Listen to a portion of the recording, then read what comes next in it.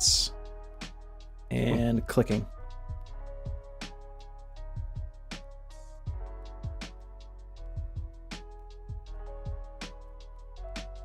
Is this thing on? I think it's on. Testing. Testing. Testing. You can hear both of us. Let me know in the chat. We'll do our formal introductions in about 5 minutes. Oh, yeah. Oh, there's a delay going on. Okay. Yeah, that's normal for the stream. First time watching, so streaming, so. Okay, cool. We can be heard. Can both of us be heard evenly? Go ahead and say something. I guess. I don't know who's, the voice level is higher. Yay!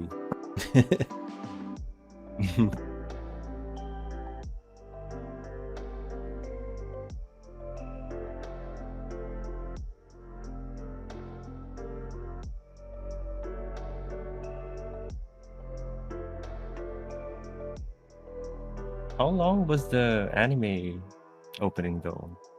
Probably like 1 minute and 30 seconds, right? Yeah, it was more like a minute 20 seconds. It's not very long. Oh yeah, because that's like the industrial anime flavor, right? Yeah, of course we're going to talk about it later, but of course I based it to the music, and the music was just the right length for an anime intro. So glad it wasn't extended to like 4 minutes. Gonna be a lot editing going on. Oh my gosh, right? Like, I'm trying to think of an anime that has a really long intro. Like a 3-minute opening? Like Log Horizon or something like that. I don't know why Log Horizon came to mind. There's like a long opening for Log Horizon? I have no idea. It was just the first anime that came to mind, and I was like, maybe it's because I just found the anime kind of boring. I haven't watched it though, but kind of intrigues me. It's an interesting concept, but like, there's a lot of other animes that do it better, I think. That's true. Isekai game world. Yeah. It's been a lot, like, lately.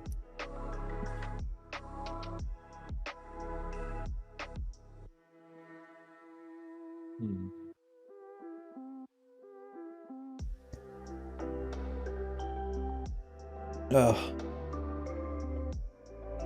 All right, I think everything checks out. We sound even. Yep. Okay, so I guess I'll go ahead and stop the music here, because I am going to be possibly editing this down later. Hello, my name is Denmo McStronghuge, and I am here joined by me. I'm joined by Magitech Productions. Go ahead. Or you can call me Kent as a nickname. Yeah. But yeah. And today we decided we wanted to go ahead and give a full breakdown of the Final Fantasy XIV Endwalker anime intro that has kind of exploded. We're going to be going scene by scene, and my intent is to try not to bore everybody, but I can tell you right now, we may run into things like the program itself running into errors, loading times, and trying to sift through all this mess of files that somehow cobbled together into a finished product. So I want to give everyone that forewarning that this is an editing project, and it's not going to be pretty, but hopefully later on I can edit this down to something that everybody enjoys. And my goal is to... I don't normally do a video like this, so my hope is that some of you find this interesting. I hope that some people maybe learn a few things about the process and like what went into this and all the work that we did. Um, so yeah, I guess what we'll start with is how this project came to be. I don't know if you've been over on uh, Alex's channel yet, but he did a rundown of how the music came together. So basically, what happened is, as Alex said, Alex and Husky had the idea to make anime music together in the style of Final Fantasy. And then Alex reached out to me and said, "Hey, would you be interested in making this video?" And I was like, "Hell yeah!" So, they for this was about in June or something like that, and they were passing ideas back and forth, and I was passing ideas back and forth, and eventually they wrote up enough of a song to where they could um, to where we could start writing some lyrics to be sung. Um, Whoa. and at first, it was like, yeah, I was like, yeah, you should get someone to write some lyrics for you. And Husky didn't say anything, and Alex didn't say anything. And I was like, well, I guess I could write some lyrics for you. I was like, oh man, would you do that for us? Like, okay. So anyway, let's get into the lyrics document I have here. Curious question though. Is this your first time writing the lyrics, or Uh, is this my first time writing lyrics? uh, because this is I very good? guess. I don't know.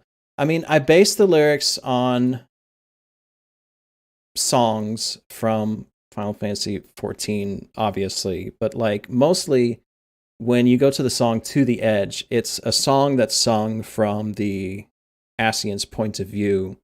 Mm-hmm. So I knew this song was going to be, or that I knew this video was going to be more about the hype leading into Endwalker. So what I really wanted to do was try to base it from the opposite of what the Asians were going through with the end of days and becoming a fleeting memory or something like that, and dealing with all of that nonsense. And I wanted to like flip it on its head. So I literally took the lyrics from To the Edge and I did like the reverse, you know.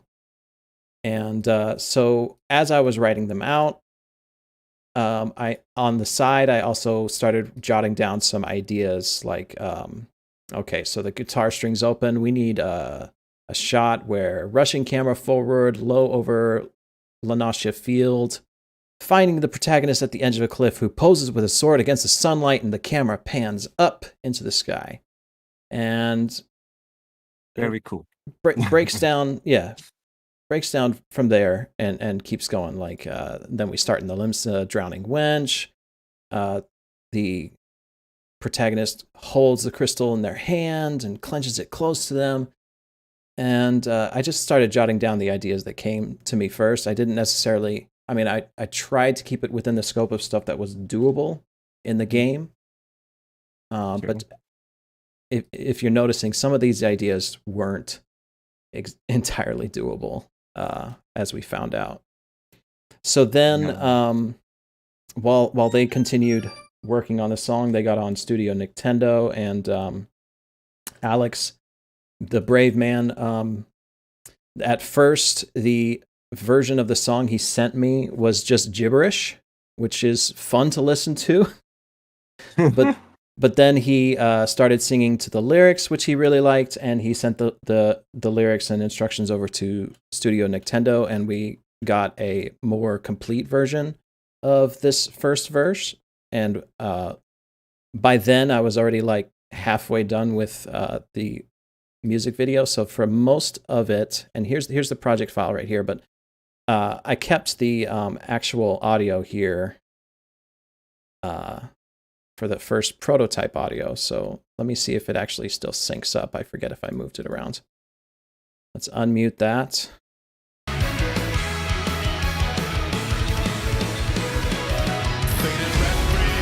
Oh, that's not the one.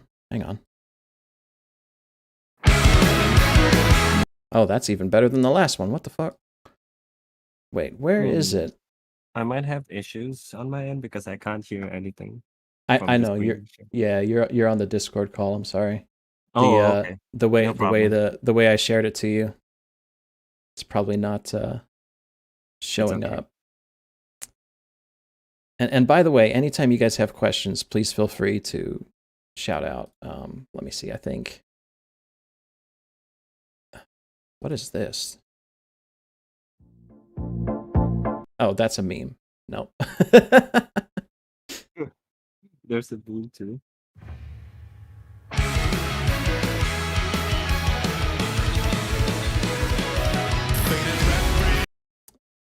I may not have it anymore, which is fine. I don't want to embarrass Alex too much. Can't imagine that watching this. But just know What? that for I'm sorry, go ahead. No. I'm sorry, it's cut there. I couldn't hear you over the music. I'm sorry. No problem. uh, so just know that for the first half of the editing process, I was listening to a prototype of the song, and I was growing more and more attached to Alex's voice. So when Nick Tendo showed up with his vocals, it just really hit me hard. It was such a dramatic change. Two to the one to the one to the three. Yeah. Um. So anyway, after the lyrics, I came up with. I went into 14, and I was working on other projects at the time, so I very quickly tried to film the shots and try to get like an idea. And it's kind of like storyboarding out, except it's not just like taking screenshots. I actually went into Premiere and did like a prototype storyboard. So let's watch.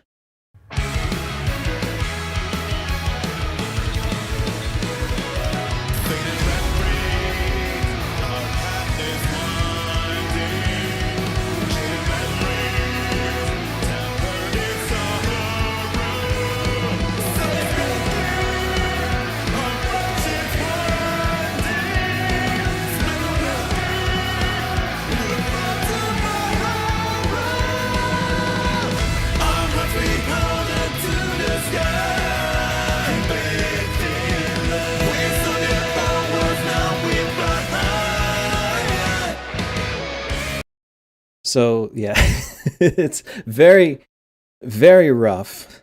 And I didn't have time to gather together people to stand in as actors. So for most of it, it was just me. And I'm kind of proud of this one shot of me just flying to the screen pretending to be different people. Going through a lot of glam choices as well. Yeah. Mm, I Like love that. this is my entire glam closet right here. Like every last like there's my black mage glam, there's my monk glam, white mage, gunbreaker, bard and dancer. Like I didn't care. I was just trying to figure out, does this work? Does it have the good pacing? Is it reproducible easily? And if not, what can we change? And notice I stopped right here because right about here in the song is where it really picks up. And that's where I knew I would need action scenes. And when I wrote that down on the script, I was like, let's see. Our solar echoes tumbling. Protagonist fighting. Cool PLD moves close up? Question mark. And I had no idea how to do action scenes. So that's when I was like, you know what? I got honestly, maybe this project should have gone to Magic Tech because holy shit, Magic Tech. What the hell? You guys Like do amazing anime action scenes using Final Fantasy 14. You were perfect for this project. So I reached out to you, and that's where you come in. thank you. It's really an honor, like to be invited. Like it's not just me because you are organize these, the editing skills and everything.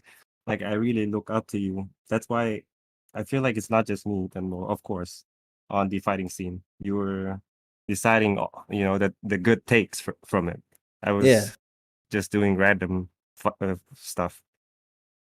time to time. Yeah. No, I mean, But thank you. yeah. So when I first came to you, what was going through your head? How did you work through it? Oh, the fighting scenes. Yeah. Hmm.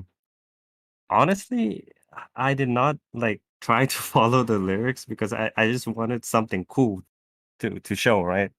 So I just trust you on this. Like, okay, would this, relate to the lyrics? And then I'll just come up with some different ideas, like three project backup stuff. I Hmm. watch a lot of anime openings for sure. And then Like based for real, when you started tossing ideas at me in Discord, you were just like shooting me a bunch of screenshots from different anime scenes and like, what if we did this? What if we did this from Naruto for this part? You know? Oh yeah, the Naruto scene where the crowd scene happened. Yeah, yeah.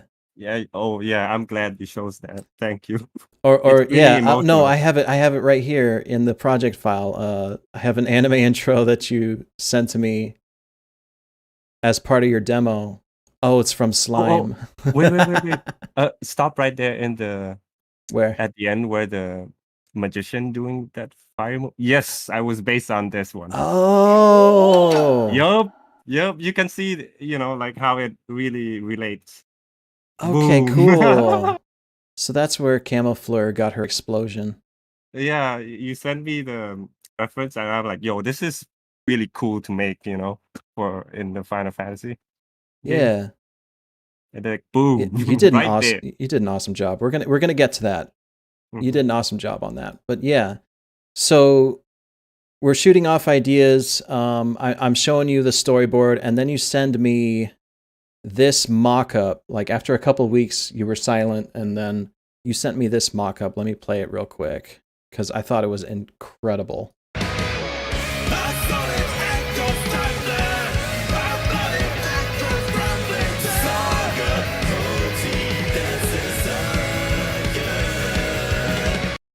Like holy shit! I mean, we're trying to figure out what like new ideas, not just reference. So we're just, Yeah, I don't know, just going ham on like I randoms. think I think I recognize some of these people from your earlier videos, right? Oh yeah, they were in the interlude. I mean, just the recent projects. But like I mean, you got the opener shot with the bridge, you got the anime cut in half with the two people, and then like The warp all of a effect. sudden speed lines and they dash out of existence. Like that's It, it incredibly done. yeah, it Like happens a lot in animes. The warp yeah, stuff. like freaking frame by frame. I always love going through your stuff frame by frame because like these are things that I would never think to do. Like, can you explain some of what's going on here? Oh, the warp effect. Yeah, I mean, how did I put the effects on, right? yeah, So it's kind of like three three frames, but I mean 5 frames, but I have to figure out the cut between them. So, it's just putting the warp effect where it has that liney thing going on the characters with the green screen. yeah. So it's kind of yeah. So you got them filmed on green screen separately. Hmm. And then like just increase it by time in these 5 frames, and then just cut it off just to have that warpy effect, a poop poop, Mm-hmm. and then just dashes. Yeah, Like change the positions when they cut off, basically. yeah. And But I can we'll tell get to you, that, I guess. I Mhm. yeah, I can tell you've done it before because like not only are these like green screened out, but you also had the foresight to think about how the background is going to move for each of these characters, so you can see it Oh, slowly starts moving right yeah. I was there. I was filming and walking my character towards the left and right for sure. RP Yeah, walking.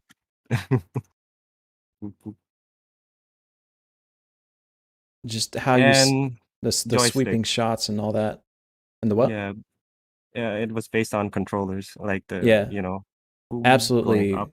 Anytime you're doing smooth camera movement in 14, you got to do it on controller. Yeah. keyboard doesn't work well, for sure. I mean, it works for some like some other scenes, but not these kind of scenes. I feel like we're going to spend the entire time analyzing your storyboard, but Oh no, it's please. still so cool. Like, gosh, Like this is such a creative use of G pose. Like, you got separate battle actions going on here, like the Red Mage leap, and then you green screened on the Dragoon on top of that, and he's leaping out of the way. And then you did, I'm guessing that Dragoon is also green screened. Yep, green screened, With and then the just and me then riding them out. sweeping zooming in, and then you got Transition, the panning up. transition here, panning up. That's a trick of a transition where you use a mirror effect to make it a lot smoother, and there's some directional blur going on here. Yeah. But yeah, I'm gonna nerd out about this when we should be nerding about the actual video itself. Endwalker. So yeah, long story short, Magitech came on, showed me this, and I was like, we got to do this. Let's fucking go. So we agreed he would do the action scenes and I would take care of the rest. And when we put them together, we would kind of go back and forth and polish it up. And Lord of mercy, did we do a lot of polishing. Oh yeah. So Got yeah. a lot of blue screen from it, but it's worth the work. Yeah. So let's go into shot for shot what I was thinking, what we were thinking, how the transitions worked, and we'll try to make it as interesting as possible. I'll try not to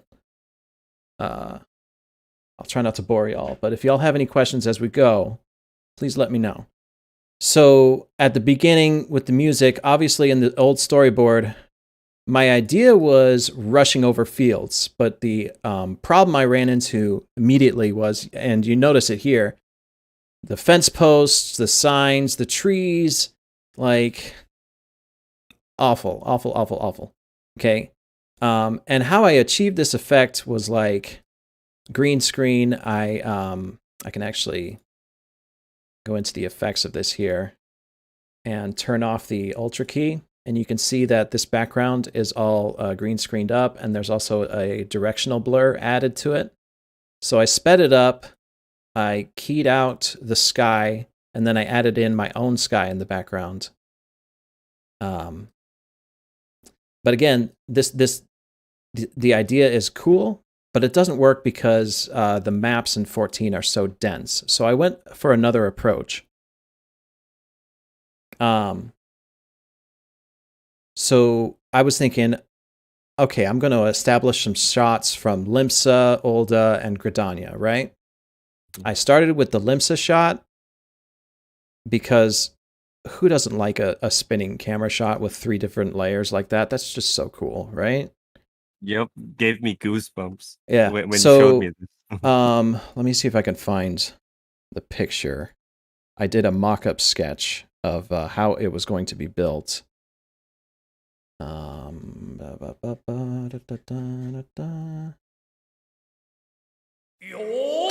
already showed it to my members, so they're probably familiar with this one. I gotta see this. Did you show it to me before? I think I did.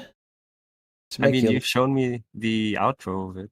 Let me open it up. One sec. Downloads. Get over here. There we go. Okay. Oh yeah, you showed me. Yeah. So this was my mock-up idea, breaking it down. But the idea was you had your background and it was moving in one direction. You had the middle ground, which was basically stationary, maybe some movement, and then the foreground with like the grass and stuff moving faster in the opposite direction. So what I did to get this shot was I filmed it separately in 3 different ways. First, let's go into this. First, I got the grass, which was zooming across like that. And I keyed out the background. And because it was green grass, I had to use a red screen so that I wouldn't lose any of the green when I keyed it out. Let's go ahead and close this.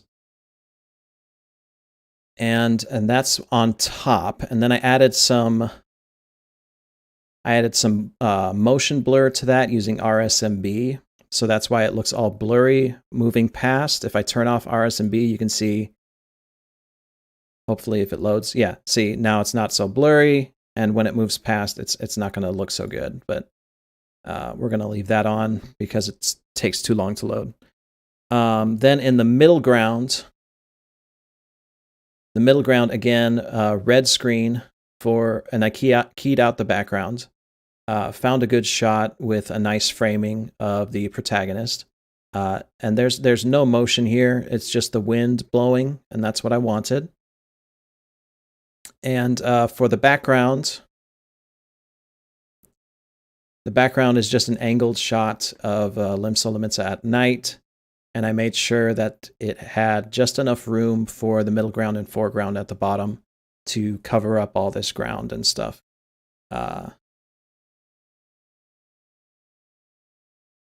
And just kind of sandwich that together. The same idea with the Ulda scene. You have the Warrior of Light on top, but on top of that, I actually used After Effects to generate some dust using some noise. So if I take that dust away, you can see, but it's just a slow walking, and Ulda itself is just kind of on its own layer with the sky keyed out, and I just animated it moving backwards a little bit just to give that kind of motion sense, because you can't see the ground in this shot. And then the stars, of course. And then I went to Gridania, and when I filmed in Gridania, I was like, I'm not going to be able to get a good shot of the city of Gridania because it's just covered in so much trees. There's no good place for me to kind of frame this up. So I thought, what if I had, a rushing foliage, the moon through the trees to start off with? And I think that worked out for the best. And initially, I did not have a transition into this, so it was just kind of, if I take this layer away here, it's just kind of trees, and then cut to Ulda. So what I did was I filmed a separate tree with the green screen, and me just passing by it. Gave it a little bit of blur, and it just kind of very vaguely passes over the camera there and transitions into this right here. It just matches with the recent trees. Well, yeah, like boom. Like if you're looking closely, there is a little bit of color difference that I probably could have fixed up a little more, but it's okay. It turned out fine.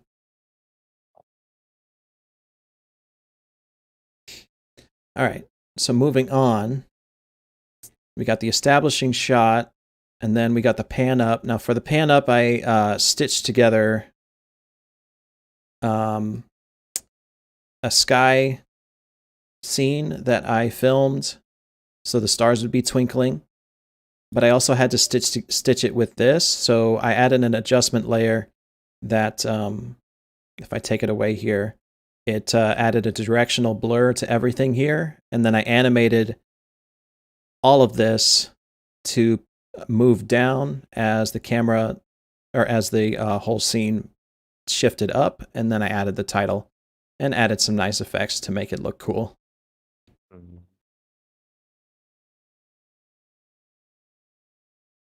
By the way, where did you record the album? Or it's a PNG file?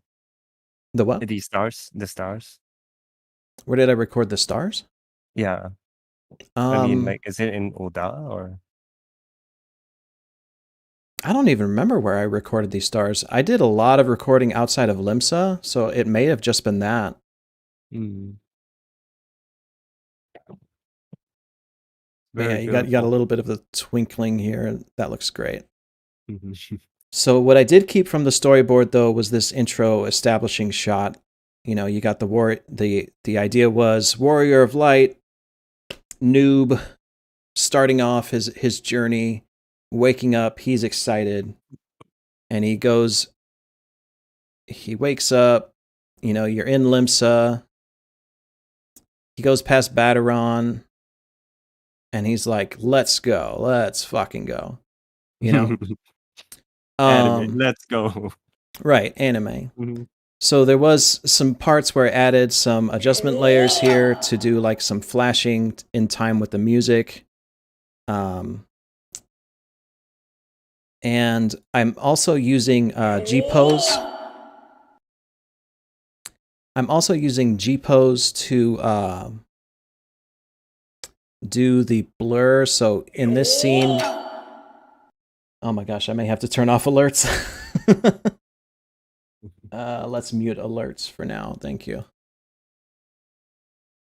So for this scene, you got depth of field effects going on. So at the start, it's blurry around the foreground, and then it moves to be blurry around the background. And this is a technique that filmmakers like to use, where they try to shift your focus from one thing to the next, like to kind of tell a story between the background and the foreground in one shot. And if I go, well, I closed it. But the way you do this in G-Shade is if you go to automatic DOF, it's called ADOF. It's depth of field, and you can set it to be mouse driven. So what you don't see here is my mouse is just going from one plane to the other. Like I point my mouse at the character, and then I point my mouse at the table, and then it shifts from fuzzy to unfuzzy like that. It shifts its focus because it's a different plane on the depth of field. Which happens a lot in cinematic scenes. Yeah. So when I was filming, we used a lot of the depth of field effects in G-Shade. We didn't use it for the other stuff like color and bloom and whatnot. That was all that was all added in post processing. So then we got the toys, and then this window shot. I'd actually have to go into After Effects to show how I broke it down, but the idea is,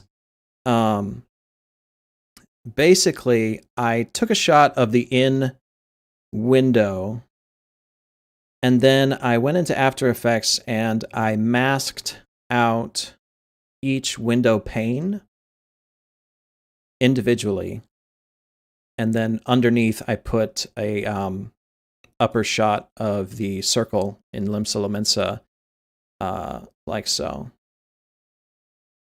And then just add some depth of field effects, like I blurred the foreground after focusing in on the background and stuff like that. And then when you shift scenes like this, your eyes want to adjust, so I started off really bright and then kind of let your eyes adjust into that shot right there. So yeah, I kind of wish the ins actually operated like this. Yeah, that's it's true. a shame that they do not. It is an absolute shame. But yeah.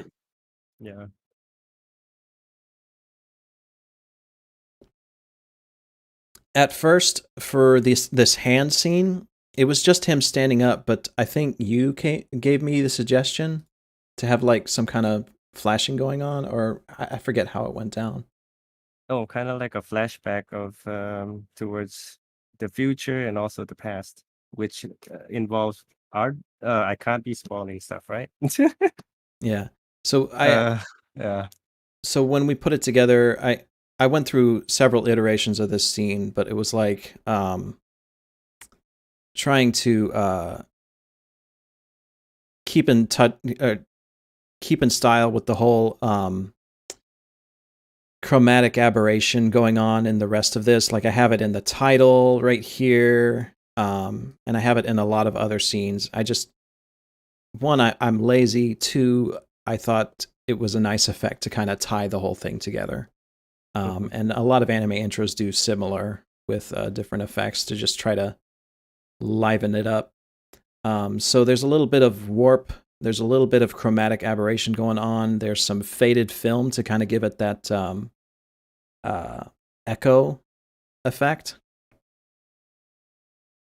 And a little bit right there to match the beat of the cymbal, I think it was. I forget. Yeah, something like that. Sorry if that was loud. And yeah, this is the Warrior AF and the Dark Knight AF. And the gears. Yeah, Yeah. I wanted to add more like other expansions, but when I tried to add too many, it didn't work out as well. So I just left it like that. Okay, and this scene was a motherfucker. Oh, I feel you. This scene was a motherfucker right here. Like, okay, it's just him putting cash down on the table, right? Just putting cash down on the table, right? But me not wanting to like break the game and try to hand animate my own hand, I had to figure out an emote that would actually like Fit with the natural that would movements. actually fit with that. So Yeah. what this actually is, and if you're familiar with your emotes, you can probably guess, but this is actually just the pet emote.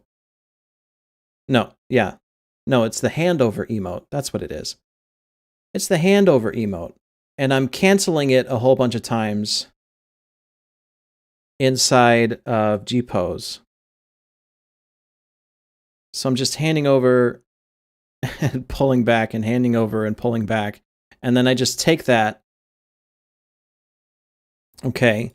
But now, not only, I mean, because I green screened it, the movement still doesn't feel natural because he kind of lurches his hand way over here and then pulls it back. And it just like, okay, that doesn't look like a natural dropping something off, you know? So I had to go in frame by frame and animate the hell out of this just to get it, like you see all these keyframes right here, just to get it looking somewhat natural. And then Oh, I quickly, zip it down, like just get the hell out of here. Let's go. I don't want to deal with you anymore. Like, let's get it done. whoop, you know, let's get it done. I'm in a hurry. Here's your money. Fucking bye. Wow. I can see the scales. Yeah, you were having like quite some Yeah. time there. So Scaling. the coin is actually Magitech provided it to me. I tried my best to have it look, I don't know, real, but Oh no, it looks fine. Like all I did was add a little bit of drop shadow underneath, and the angle is just right. It looks like it exists within the game, especially when it's next to these fucking low poly ass oh yeah. beef slices or whatever ham. You know, it's fine.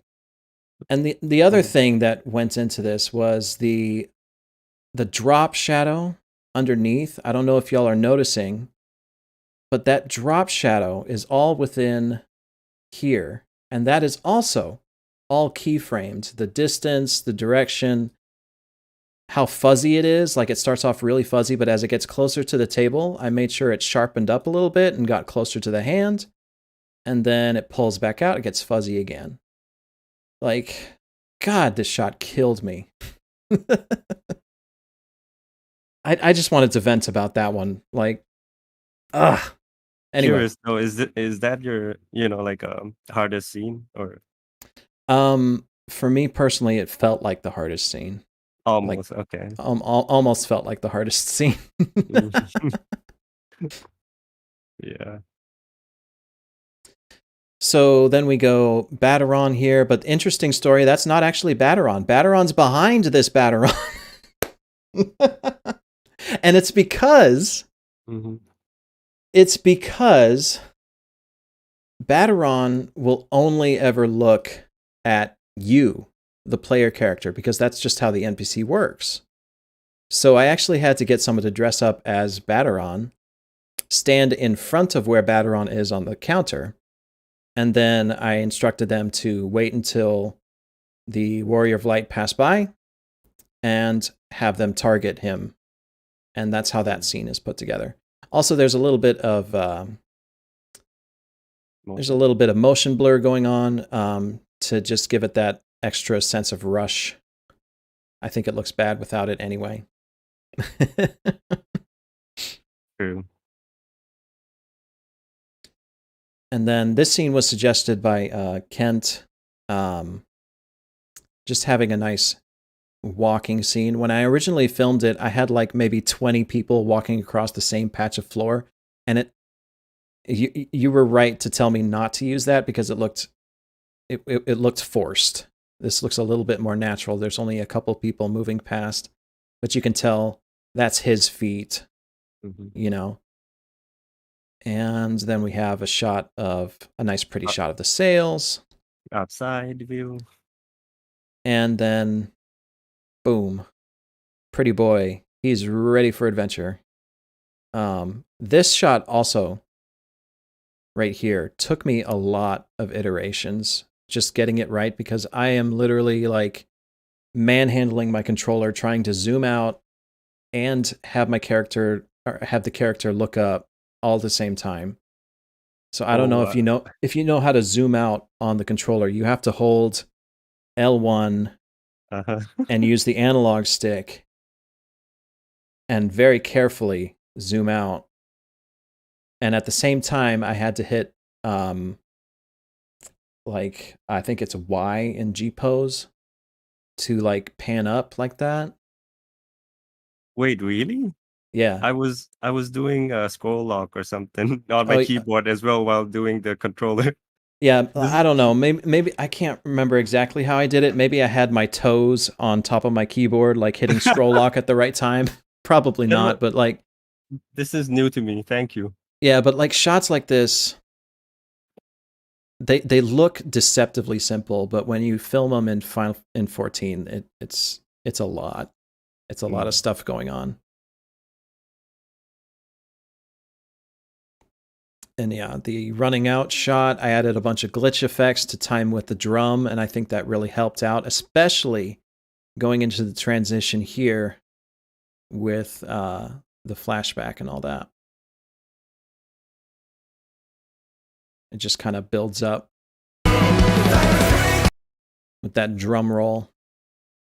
And this shot is one of my favorite shots, but it's also one of the easiest, let's be honest. All that's going on here is the Warrior of Light is going through different jobs, and I filmed each of these separately against a green screen, of course. And then I took the CGI from Shadowbringers, where he's having that flashback, put it in the background, added a little bit of film grain, and gave him a drop shadow. So it's like those anime scenes where they're running in front of a projector that's displaying their memories. You know what I'm talking about? You've seen them in some anime intros. Yep. A lot. Like some coloring, shading on their character. Yeah. Mm-hmm. Yeah. Foreshadowing. Yeah, the only thing I didn't do was like have the projection be on the character. Instead, what I chose to do was I gave them this like neat kind of this is an After Effects animation using some turbulent noise effects, and I gave it the color palette that matches the ASM crystal. So I gave it that. I wanted it to like kind of hint towards Azim's crystal. So that's like the color of his soul is how I feel it. Like this is literally how he looks when you're looking at the color of the soul, you know? That is how I was going. That was what I was going for. And then we got the sword swipe. It slices through the thing, opens up into the next scene. Is this green screen method using reshade? Yes, all of the green screen methods are using reshade. Let me see if I can go into. Oh, okay, no, I rendered that separately. Let's find a shot real quick. Yeah, so the hand here, if I go into it, it's all green screened out. You might see a little bit of the character there because I like his head. because I had to angle it properly, but I cut that out, and then you just add an effect, a key effect. Like for Premiere, I like to use Ultra Key because all you have to do is color swatch it, and it works. Like, let me turn it off and paste it again, and I'll show you what I mean. So, so that's what it looks like before. And then if I color swatch it and add it on, it looks like that. But you notice that it might need some adjusting because the edges have some glow or maybe some green on them. So you go into like the choke, you up the choke by maybe 15 or so. And maybe you want to soften the edges a little bit, and maybe you want to do some spill suppression so that the colors don't bleed in. You just fiddle with all these until you get it looking the way you want it to. Let me turn that back on so I don't make Premiere angry.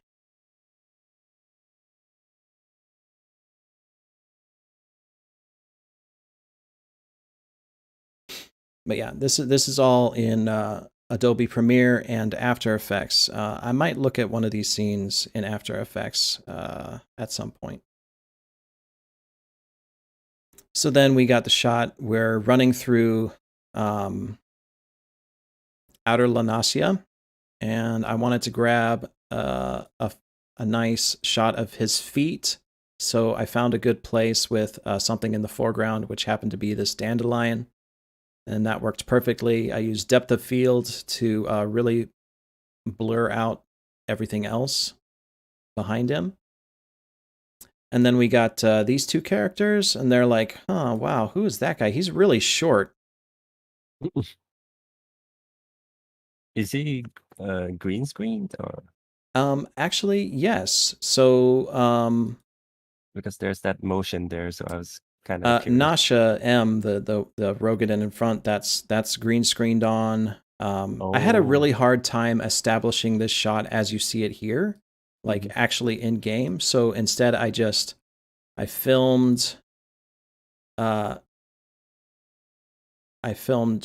Jazz here, the blue bunny, kind of looking at a character running past.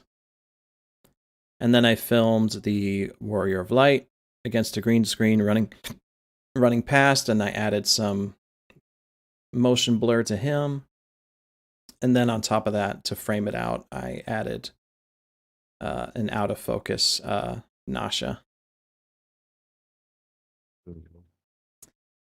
This shot right here took a lot of takes. I can tell you that right now.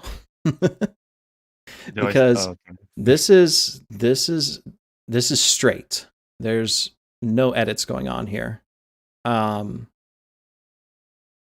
So I am actually standing right here, my character. I'm in G pose. These guys, I had to unfriend them for G pose to work. Oh, because when your friends are in party, if you're in G pose, you've locked that person into the last emote that they've done. So I had to unfriend them, and then I had to be outside of a party with them. So we were all in voice chat. I said, okay, you're gonna run here and stop with your sword out. You guys are gonna run here. You're gonna run here, and we're gonna do this until we get all the takes. And I guarantee, and like the person who messed up the most was me. Because this camera zoop out. I mean, this rotation at the end, that was edited on. Like, if I take off the motion here, it looks more like this. But Premiere doesn't hate you. I did fix. Yeah, Premiere's taken a long time to load. It's like, no, my preloaded previews. Now I have to work. But that gives you an example. Like, there's a little bit of rotation that I animated on, a little bit of scale zoom out that I added on, but most of the camera work was all in game. It took a lot of tries. I do have something to add though. About the G pose. Mm-hmm. um, it also involved with people who are in the same FC. Yep. So I was kind of like kicking out as well and joining in. That happened with the FC as well. So, And then they just like spend the rest of the time joking about how you hate them and stuff. It's great. yeah. Oh wait, how do you know? Or never mind. Yeah, just a tip, I guess. Yeah. So then we move into the character introduction parts, and in the original storyboard, let's go back to that real quick because it changed up quite a bit. If I can find it in all of these nested sequences, there we go. Old storyboard. Okay, so the idea was I'm going to introduce everyone in this first segment.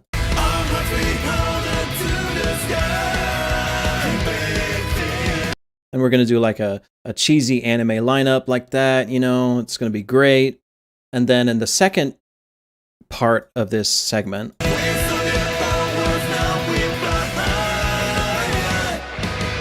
Almost the hardest one for me as well. right. The second segment, I wanted to introduce the enemies, but this part was difficult. We went through like two to three different iterations trying to figure this out. And then in the end, what I realized was introducing 8 people in the span of how many seconds? Like freaking Possibly 5. like 5 seconds was just too busy. Like maybe with Lalafels it's okay, but when you have all these different characters of different sizes, it was just way too busy. Yeah, So like I split it up. I said, you know what? I don't care that much about the enemies. They can get their own spot to shine in the, you know, they're Asians. Who the hell cares about their character? They're Asians, you know? It's fine. So splitting that up was a good idea because then I was able to really get into the separate emotes of each of these characters.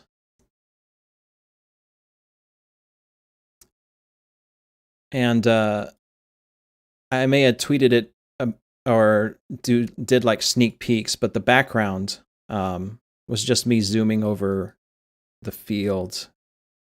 If it's going to load, it might not. But I was just discovering motion blur, like RSMB, best plugin ever. Oh, it's like your partner. It's like a partner now because like I wish I had figured it out sooner. Like, oh my gosh, can you imagine motion blur in some of my earlier videos? Like, I feel bad that I didn't actually invest in it, but like, freaking it just makes it look more reality going yeah. on, like more real cinematic flavor. So let me hide these guys and show just the background if it's going to load. But I want to talk about that transition into the separate scenes. But basically, what I did was Blue Bunny, don't start. Blue. Oh, it's an inside joke. I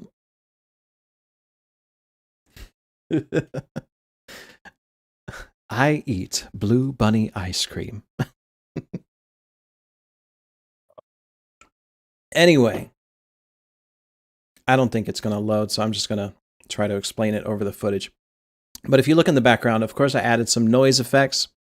There's the motion blur, but right about here, you can tell there's this masking going on right here in the architecture above the water. So I did a fly through of that, and then I animated the mask in After Effects using a Mocha AE, which really helped. And it just kind of fades in, like right around there. And you zip over to the new area. Once I had them blended together with the transition through the mask, then I added the rotation, and I copied that rotation over to this video file so that they were in sync with each other. So it really looks like you're just kind of flying straight into the next area. And the same idea with this scene right here. You got the gate and animated the mask onto that gate right there. And the framing was pretty much perfect for the library. And we zoom straight into the library. And then, of course, there was a nice little scene in between of us just kind of chilling out. I didn't quite include everybody in this scene, but that's okay. They get their chance to shine later. Everybody loves the ear wiggle. Couldn't not do that. And Ada's pretty proud of this pose right here, so absolutely had to do that one. It's just that it just looks great, I think. Then of course Virgil, and oh look who the fuck is that? Ugly ass Lalafell popping up on the screen and stumbling off. What a fucking comedic joke. Who the fuck cares who's about that? him, right? Wow. But so while I was working on these shots, Kent was working on the action scenes, and I don't remember. You chose the location of the library, right? Yeah. Yeah. So you chose this location first, and you showed me some shots, and I was like, okay, how are we going to transition from here into that? And I was like, okay, well, what if I did a fly in to the library? So this was actually filmed after you had finished these shots, and then we kind of filmed a joiner scene right here where they're kind of walking forward, and the motion of the zooming camera is carried through. Or continuity. Right. And then for this shot, I finally got my anime lineup shot, even though it's like 2 seconds long. It's there. I'm happy, you know? And then I added lightning effects using After Effects. And just kind of split that in straight into the action. I like your take on the gate, the passing through the gate, the recent gate. It really matches well. Like yeah, like you can see library. most of the with the shape of it, you can see most of the library. It just, I mean, I didn't plan for that. It just happened to work out really, really well. Mm-hmm. But anyway, now we're getting into your stuff, so it's your turn to talk. Because mine is mostly on Premiere Pro and innovation editing. So just and a disclaimer, like I'm very bad at explaining stuff. So I hope everyone is comfort. Plus, I'm still driving the video here, so it's going to be kind of awkward here. But let's get into the. Maybe I'll just ask you questions about it. Would that work? Yeah. Okay, so this is the opening shot. We've got the background, and then what are these glowing balls going on here? I was using the transform effect, having it to move and add some glowy effect, because when you add the shutter, if you click on it, I guess on one of the footage crate, the ball. Mm-hmm. Yeah. Yeah, so you got some VR glow, and then yeah. Okay, so you added a little bit of glow effect to the ball itself. I'm wondering, what does it look like without the motion? Oh, it's literally just a ball. Yeah, and then when you kind of add the movement to it, it just adds that trail. Really? Yeah, I Is think. Is that a property of the glow? Yeah, the transform effect. I add like 300% of. Oh. Okay, so that's the motion blur. Uh-huh. So Okay, it cool. feels like the ball is kind of like a trail going on, and then hits the 3 guys there. The most hardest part is the explosion thing. I had to do the masking. Let me go back to that. Mhm. Sorry, I'm trying to navigate here. You see Uh that? oh, wait. Oh, this is another nested sequence. Holy shit. There's Uh, a lot of. I'm a very messy editor. Like I oh just no, add. no, no, it is fine. Uh-huh. I do the same. Oh shit. Come on. Please don't crash on me. This is what I was worried about. Like as we get deeper and deeper, this is going to start getting weirder and weirder. Mhm. So okay, you've got the flash Yep. right For before the one bang frame, or one frame, like a boom. one frame boom, and then the flash, and then back to the boom. And what is the boom here? That is also a footage crate effect. Hmm. And then you can see the mask there, the circle. Oh yeah, there's like a hole in it. I So was you had kind to of you had to animate that out too because they're bursting through the hole and flying out. yeah, and it's frame by frame, which is kind of time consuming, but it's worth it. Right, right. And you got like a smoke ring also from footage crate. Hmm. It's And based on innovation. It's just copying some footages from the internet and then just place them there. Have fun with it. when you say And innovation, are you talking about actual innovation or just like a oh, not program a actual. It's just program? in terms of changing stuff towards Uh, it. I don't oh, know the term for it, but creativity? I guess. But it's just yeah, it's not like you, Denmo. Like you're creating everything originally from After Effects. My Oh, mine is just well, yeah, yeah. no, no, yours is just as valid because you're taking different pieces and putting them together. You're you're compositing them. Thank you. Yeah, no, it Okay. it absolutely works because I mean, it's a very convincing effect right here. And then of course, if we go back up, um we got the flash and then we've got these characters. Now, how did you animate these guys? They're kind of First of all, flying up. I was kind of like recording them green screen, uh, staying somewhere in a very windy place to have that the rope kind of movement there. Uh, and the shots were like upwards, and then I just place them there and do the transform effect to have them rushed in to the camera, Okay. like boom, as you can see, and Yes. add a lot of shutter there to have spicy movements, Shutter speed. Yeah. shutter speed. The Yeah. motion blur again. Mhm. And a funny thing about Premiere that I ran into a lot, if you do motion through their regular motion and the effects controls, you're not going to be able to get that motion blur. You actually have to go into effects. You have to go to video effects. You have to go to transform. Wait, no. Yes? No, search Okay. transform. And it's under distort. And then you drag that on, and it's a separate transform down here. And then it has an extra option called shutter angle. And if I set the shutter angle to 0, there won't be any motion blur. But if I set it all the way up to 300 or 360 at the max, there'll be lots of motion blur.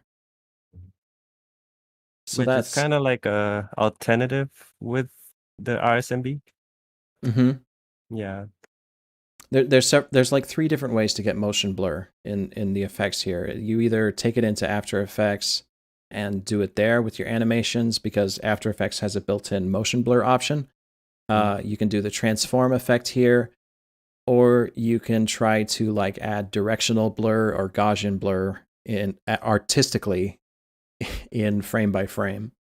But yeah, Mhm. there's like this transform here, and it will actually put in a somewhat realistic motion blur.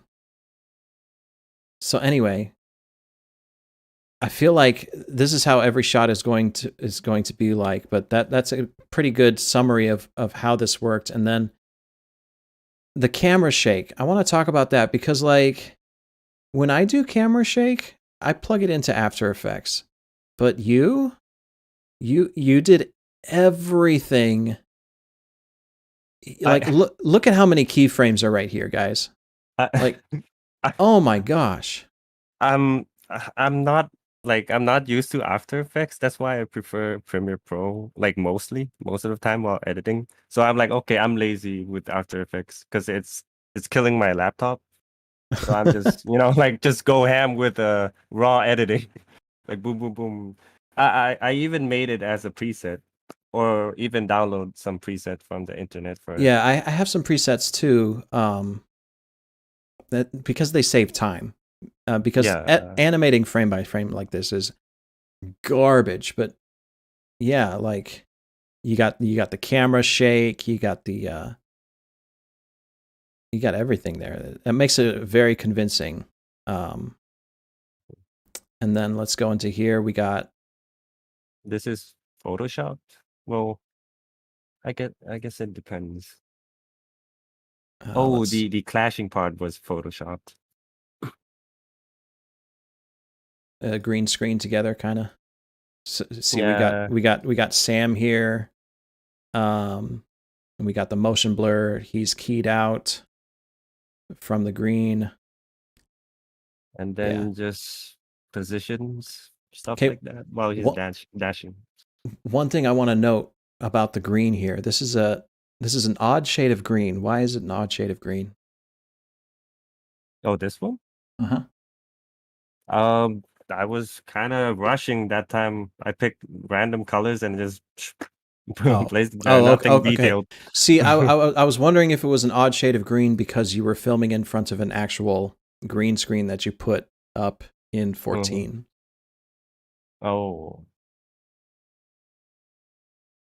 But no, that absolutely works.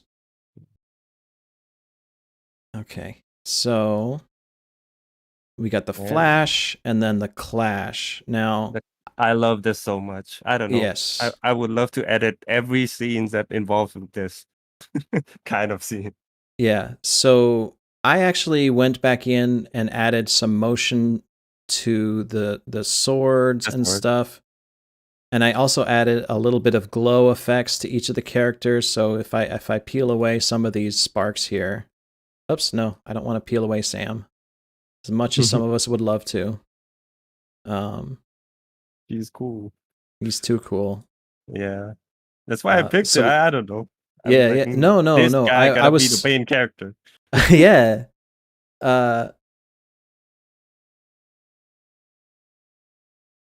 because I kind of gave you the roster and told you like, all right, this person may not be fighting too much, but these other two, yeah, absolutely, they got to be in the fight, Hmm. because that's just how they are. I'm trying to get rid of some of these sparks, but you see how there's some glow on our characters here. Gosh, this is stacked. I think I did it in After Effects, and that's why it's not choosing to show. But the orangish glow on the armor here, the orangish glow on the face here, that was all uh, hand masked in by me. And then we got the sparks that you added in, and some of the shake. And you can see it's Photoshop, right? The characters that was greened out, Right. and then just place them in Premiere, and then it's here. You even added the movement to the sword, which creates more detail. That's good. That's wow. Yeah, yeah. I wanted that tension there for Hmm. sure. Even though it's just a couple seconds, and there's so much camera shake here, you wouldn't even really be able to tell that the swords were shaking. But It's I worth just, it. yeah, it's worth it because it adds that just extra level of detail going on. I think that's great. So there's a flash, one frame white, and then we got this flip back with the red mage displacement, I think. Yeah, just doing the controller Yeah. uh, on G pose and green screen out Mm-hmm. the character. Same idea. Sparks flying, camera shake, motion blur. There's even some added dust that you added in there, and some extra sparks flying off to the side. Like, I don't know where you get all these stock footages from, but they are fantastic. They really add to it. Thank you. I mean, I just wanted to have that good impact on the blow for this guy to fly out. Like, Yeah, so how did you get him flipping like that? What is that? Dragoon jump, the elusive jump, I Oh, guess, the from G oh, pose. okay. Okay, okay. Yeah, and a lot of green screen there for combat scenes.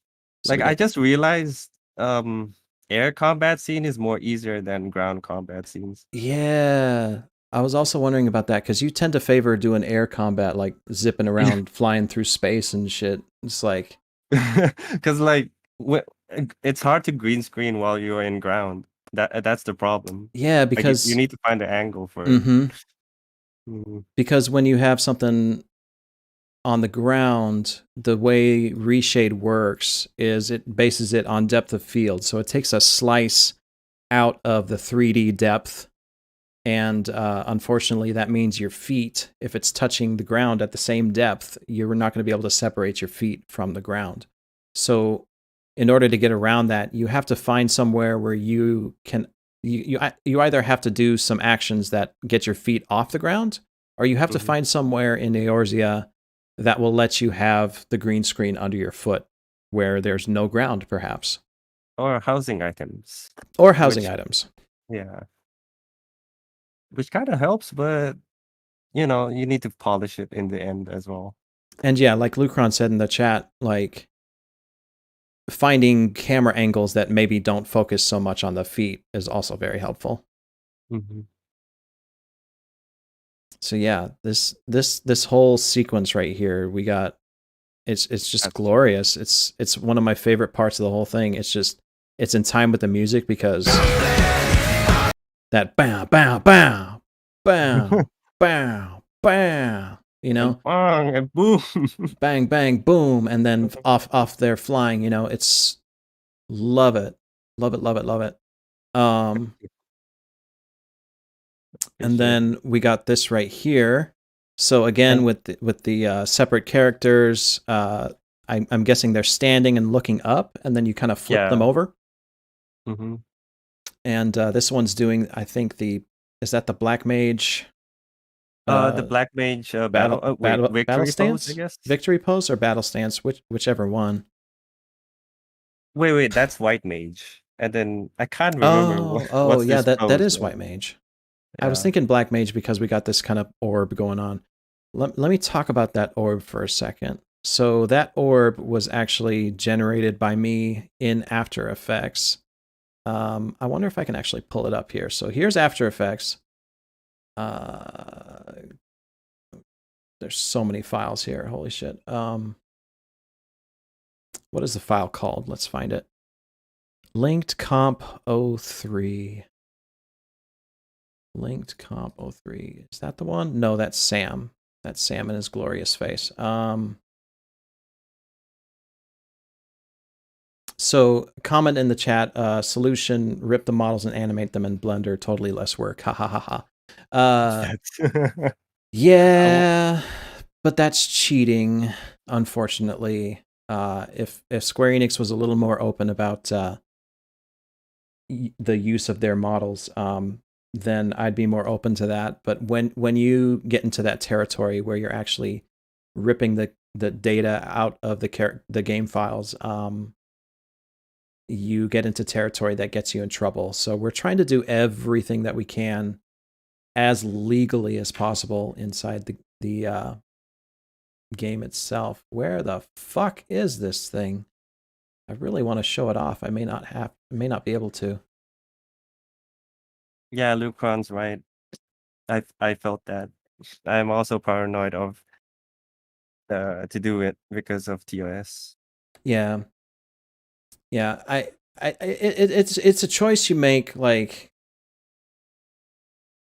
personally, I would like my videos to be recognized by Square Enix, and this was so. Yay, goal achieved. But like, uh, if you do that, you just have to know that Square Enix is never going to like give you proper recognition for your work. You know, they are very strongly against it. Hmm. And yeah, Captain Grimm loved it. loved the work, but he was totally pulling it into Blender or whatever and animating it, and it was funny to look at. I wish I had that level of animation skill because I could pull some funny shit off with that using the character models. But yeah, Captain Grim. Captain Grimm. Have you not seen his video? I am searching right now. He's a famous World of Warcraft machinima maker, and he animates the shit out of those things. Like he is a skilled top tier animator. Oh my god! I just watched like a few seconds of the playback. Okay, Yeah. I have someone to watch now. Thank you, Lucron. This is going to be okay, I don't think I'm going to be able to find it. It is buried somewhere in here. Maybe it's in another file, but I actually went and I looked up a YouTube video, how to make an anime glowing ball. And part of it was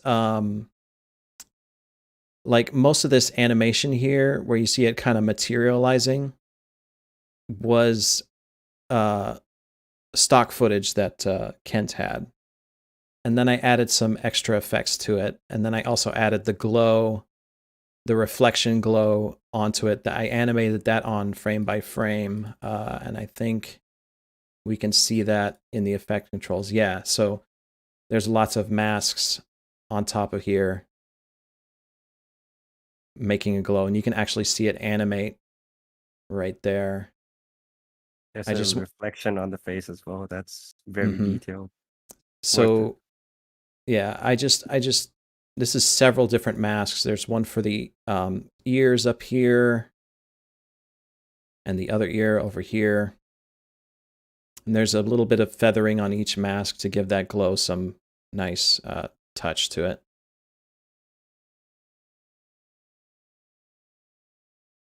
Yeah, there is a Final Fantasy XIV model viewer, but it doesn't work nearly as well as the World of Warcraft model viewer. And honestly, ripping files from Final Fantasy XIV is a pain in the butt. I've tried it before, and there's so much that the shaders do. There's so much heavy lifting that the shaders do in Final Fantasy XIV itself. It's very difficult to mimic it appropriately outside of the game. So a lot of people have trouble with that. And that's also why Captain Grimm's video has kind of like this kind of plasticky look. It's because he put on a very, very simple shader on top of the Final Fantasy characters. Oh, did it really?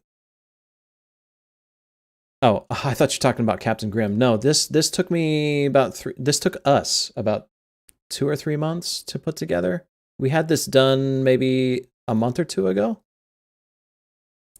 give or take. Yeah, I guess like 2 months ago. Yeah. Yeah. So yeah,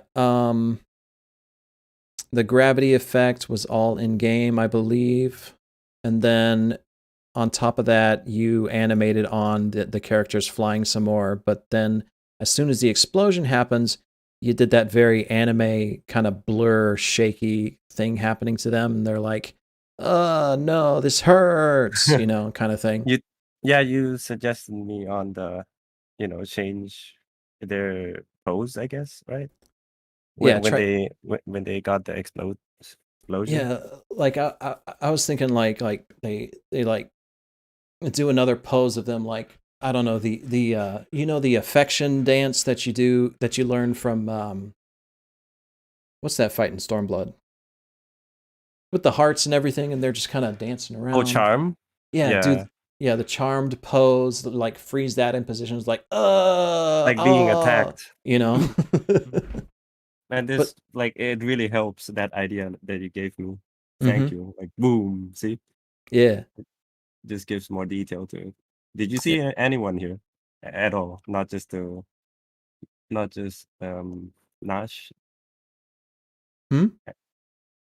How many people you see in this scene? Oh, yeah, I noticed that. Like, it took me forever to actually see that, but this is actually really dense because, like, it felt like when you're editing this and you're looking at it, it felt like this is taking like a million years in between each scene, but it's actually going by so fast. It's just a couple seconds, and you kept that Oh up no, because no, I. Oh yeah, definitely. right here, if you guys look, there's Sam flipping away, and you made sure to include that, and I thought that was incredible. It's like that you shown the Easter egg on the outro, but we can go to that later. Yeah, we'll talk I about that wasn't later. expecting that.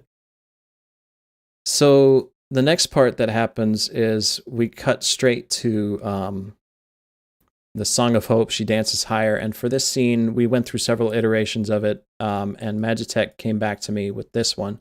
But the idea was Tokyo Ghoul. Tokyo Ghoul's opening has these characters like on this mirror plane with clouds and stuff. So I got a shot of the sea of clouds, and then it's very layered here, but let's see if I can figure it out. So I got a shot of the sea of clouds, and I added some mirror effect to it. So if you take away, yeah, I think you got it here. Like there's an adjustment layer with the mirror effect, and it cuts off like right here, and then you have Menphelia right there, and you add a mirror underneath her, and then you add a little bit of color difference between the reflection and the top, so that's a little faded down here. If I wanted to go a step further, I could have even added ripples, but I wanted it to be nice and clear, so it doesn't have to be perfect. Yeah. And the same with this shot. So some people are mistaking this as Elidibus. Oh really? Yeah. Okay, I did not.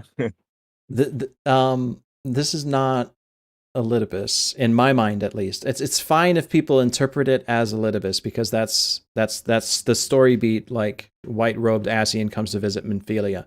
But in my brain, going into Endwalker, I had this crazy theory that this is Vana. This is Vana. This is the I couldn't like use the actual character model, but this is the heart of Hydaelyn, I think, and it's coming out of Menphelia because, in my opinion, Menphelia is actually Vana or some version of her. I think Menphelia. I mean, this is just me posting my theories and trying to put them into my own thing, and it doesn't really matter. But like, and y'all can like cheer me if I'm right later on Twitter. But Plot like, thickens. but like, Mhm. I think Menphelia is to Vana as Rhine is to Menphelia, if that makes any sense.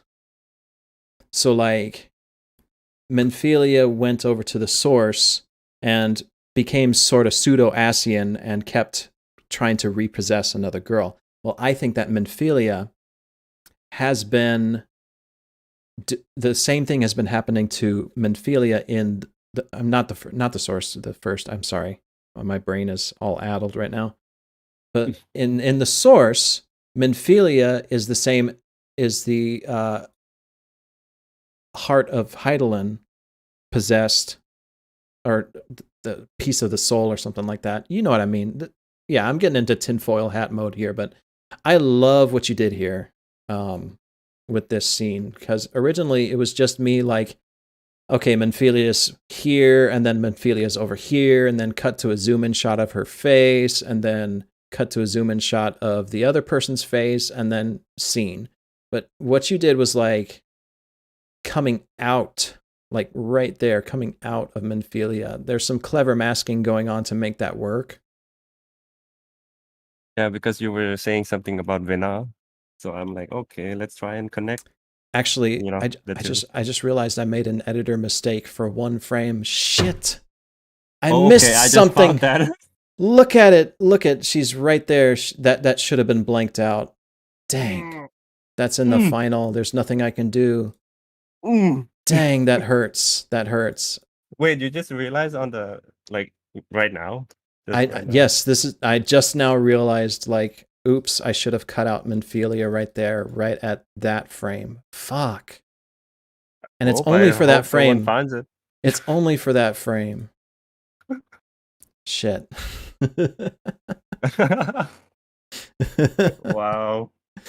Anyway, I love this because like you used a scene that I hadn't even thought to use. This cutscene that flips over to the dark crystal, and then I embellished on it a little more with the chromatic aberration and the warp distortion going on. Give a spicy transition. Yeah, Yeah. and then I added those effects in rapid succession to match with the timing of the music.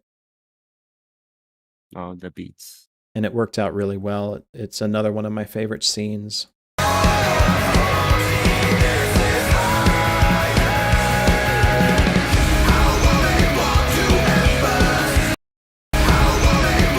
But stop, stop. Premiere, This is the most premiere, hardest scene for me though. The black mage.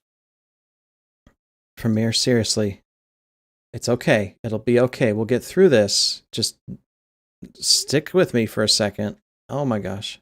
We're almost there, Denmo, to the Right. hardest I moments. think I think we spent an hour talking about the last action scene, and it was only like what 5 seconds long.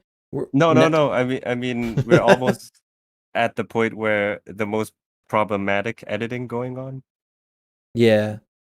Well, this scene right here. Let's talk about that first. Okay. So what do we got here? We got, is that 2 archers or just 1? Oh, 2 archers. Yeah.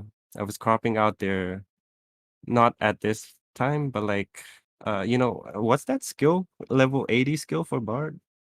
I can't recall the name, but I was using that skill on G pose, and I mean, I was filming them. I was Yeah. there, but I unchecked mine. Yeah, so you're doing the camera zoom out, like you're probably standing right here, I'd imagine, Yeah, somewhere there. cuz And that's where then, the camera's locked onto. mhm. You're like right next to them, but this zoom out was so good. And I remember keenly when someone commented like, "I'm so glad you used that what is that? Apex arrow? Oh yeah, yeah. I'm Lucron so said, glad you used that move. That's my favorite Bard move." Like, it's such a good shot. And then you got the zoom lines there. But then we go into our power couple here. And I love what you did with the monk. Somehow you included him into the action here because he's actually deflecting the shot with the power of his wind fists, which "Oh, I you thought you was so cool. you changed the color? That's really a good I choice." did make some small adjustments to it, like to make it. I made it green. I think you gave it to me. It was yellow, Yeah, but I wanted green it was a to. good choice. I wanted it Mhm, to match with the aesthetic of monk, and green a little bit made it work a little bit better. mhm. And that is like here's the effect, and then you got the I think it's optical. No, there is an optical flare in there to add to that clash, but you're using you're doubling up on some The footage mirror crate double. footage here. Let's see what it looks like actually. Just like that, but just a double of it. Yeah, so it's like a really nice particle effect. Like, how do you find this stuff? Like, holy shit, dude. It's footagecrate.com for those of you out there who wanna, download But these this footages. this this worked so perfectly with what you had set up. Like, did you like look at this effect and like, okay, I want to use this, and then you set the scene up? I was actually just scrolling down and, just pick something up and compile it and just, randomly choose it, put them into a scene and okay, it works. Just Oh, particle effects. oh my gosh, it works so well though. It's like it's shielding and deflecting it away. It's so cool. Yeah. Um, And I Gosh, I gotta mean, hang on. I gotta clean up these. Go ahead. Go ahead. I'm trying to clean uh, up my this is the moment where I said we're almost there. We're almost at the most, uh, I would say the toughest part the toughest part for you. for my Re- computer to like start dying. Oh, oh. What Like was at this Black Mage part the yeah, hardest part? yeah, Really? like it's dying at this part. And then later on, it's just okay. Then well, I can't continue.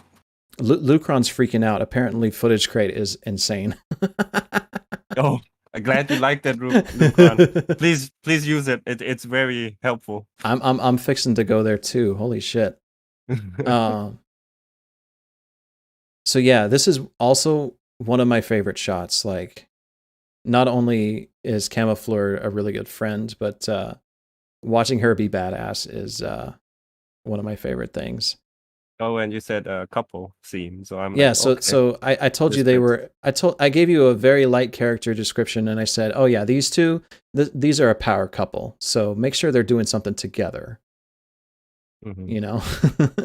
And I guess it works. But It worked amazingly. They loved it. Are you kidding? Like thank you. they like, oh my gosh.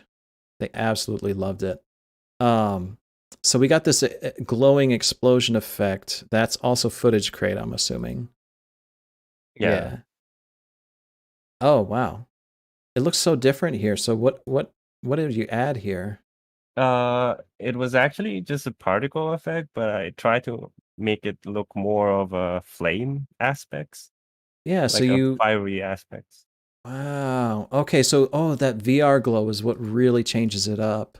Yeah, and my partner is Gaussian blur. That's my best friend over there.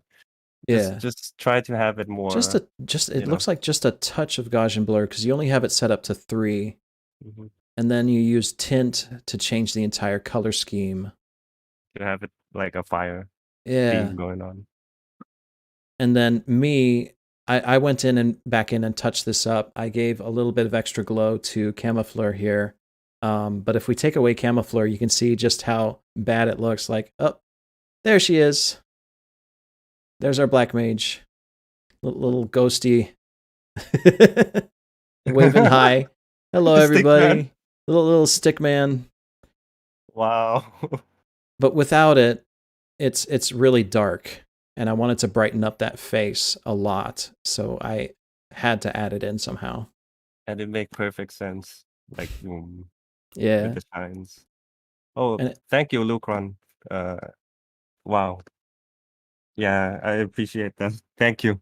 yeah, I was just reading Lucron. like no joke. If y'all haven't subscribed to Magitech Productions, please do. They've got. I mean, it's not just one person. You've got a whole crew behind you, right? Yeah, we were definitely doing like have passion on doing this kind of stuff.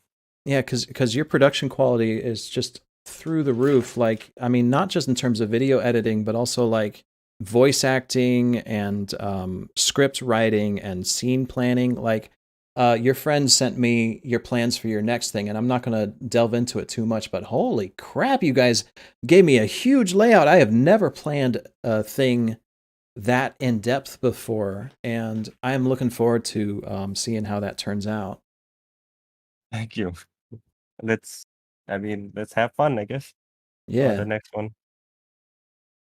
But totally. yeah, this definitely kills my laptop. Like This part right here with the explosion. the red parts. Yeah, that because there was Wow. a lot of layers going on with the warp effects. Let's delve in, shall we? Yeah. Okay, so you got their Oh, not this silhouettes. one. Not Not this this one. one. Like before this. Oh, uh, There. this one. Yes. These two Right. frames gave you that much trouble? Yup. I'm trying to have it more like give it anime aspects as much as possible with the warp effect, but you know, Wait. having just So one. Mhm. it's really dense right here. You've got like, if I'm looking at this right, you've got like 8 different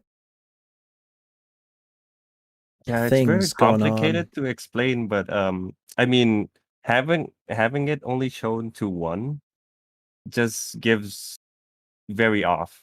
So I tried to tweak it by just stacking it a lot with the warp effects and Mm-hmm. some Gaussian blur to have it kind of like when it's a big impact. You ever seen those anime scenes where that a big flash going on and these Yeah. kind of like the warp effects uh, around their character. Yeah, So because yeah, it's like blasting through them, so you got the motion etched into the edges of the character. and next scene is just zooming out.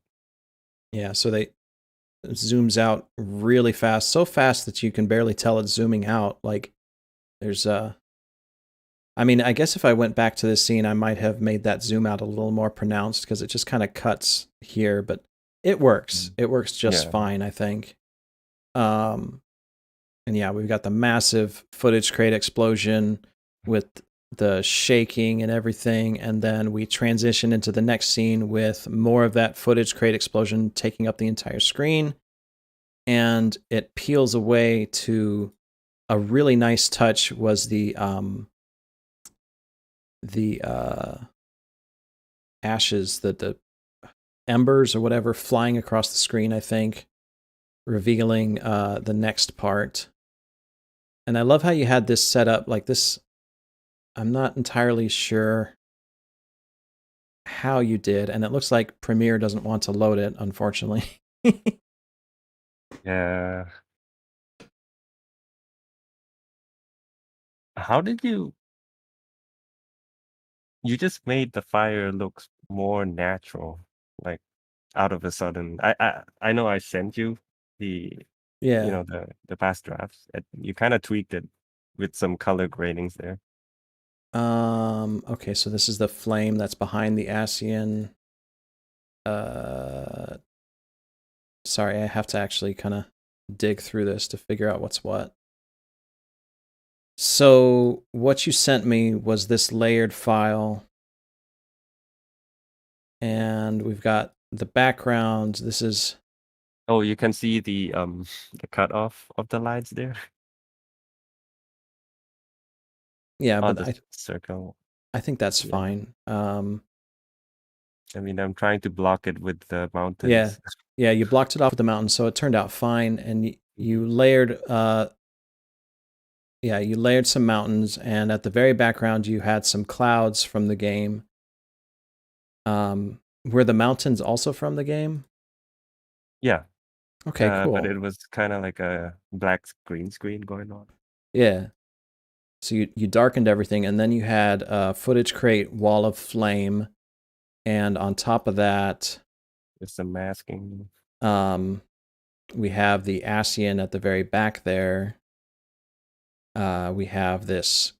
Uh, you did a green. What is this? No, hang on. Oh, which one? Okay, okay. So you filmed the Asian on top of a rock with some Mhm. green screen, and he's doing a little welcome Cheesy animation. post. It's like, welcome to your doom. Welcome. Haha. I just like animating them there. Could make a meme scene there. I don't know, like a funny scene. um,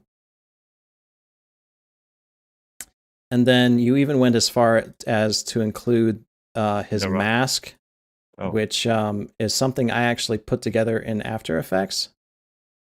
Uh, mm.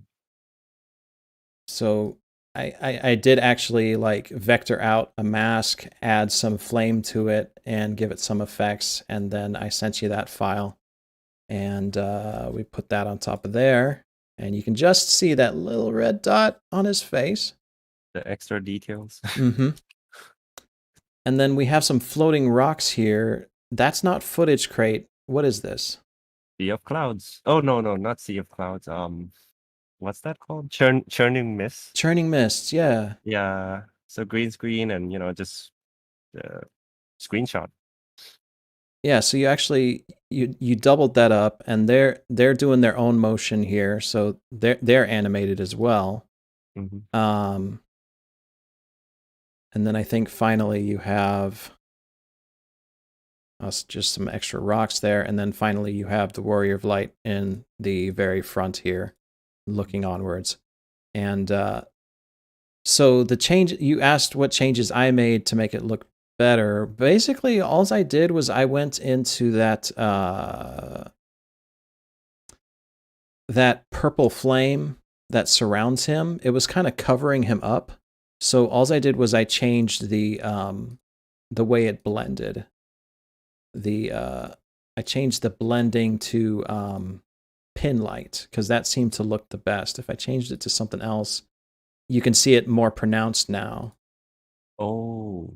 And I also added a red glow behind him, so that you could see his silhouette against the flames in the background a little bit better. And it worked out really well. Yeah. You can still see the flames coming out from that motion, and it looks like darkness more than purple flames. Some menacing look, indeed. Yeah. Very, very dense scene right there. I love it. And then we have the animation that I made for the Asian mask surrounded by flames.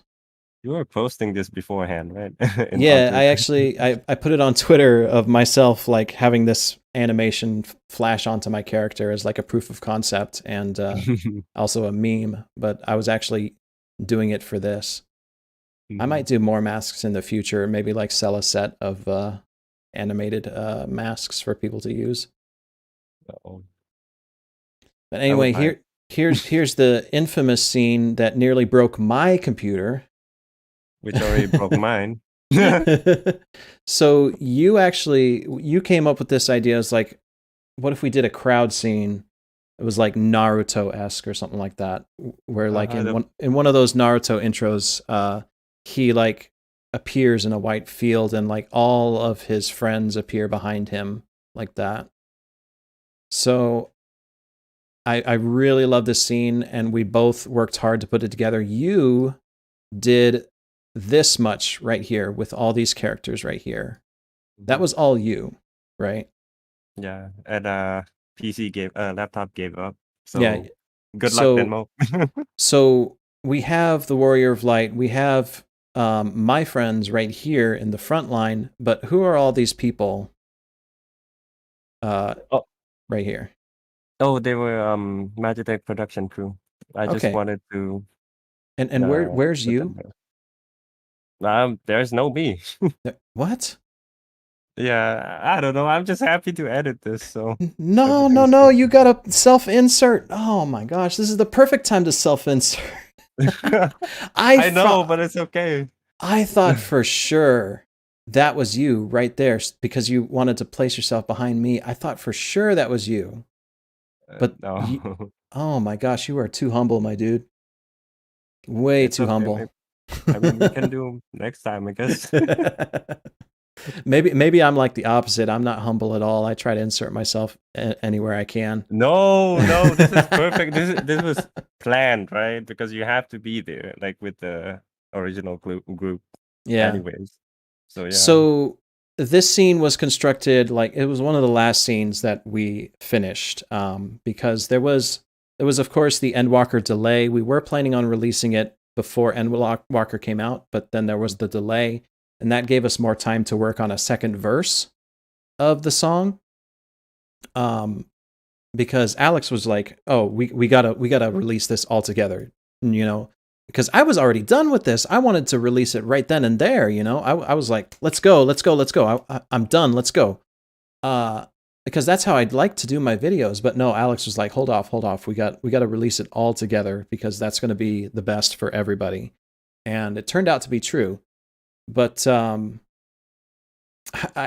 had to I had to go back and forth to my members like, it's releasing next week, guys. And then next week comes around, it's like, guys, I'm sorry, we have to delay it. I'm sorry, maybe just a couple days, and then we'll release it. Maybe, I don't know yet. And then the Endwalker delay happened. and I was still hyping it up. It's like, it's coming, it's coming, it's coming. Endwalker's coming. And then the Endwalker delay happened. And I had to go back to my members again and be like, guys, I'm so sorry. The hype. The hype. But that gave me a lot of time to actually include all of my channel members, or at least as many as I could. But with all of these being Magic Tech, I was able to squeeze in.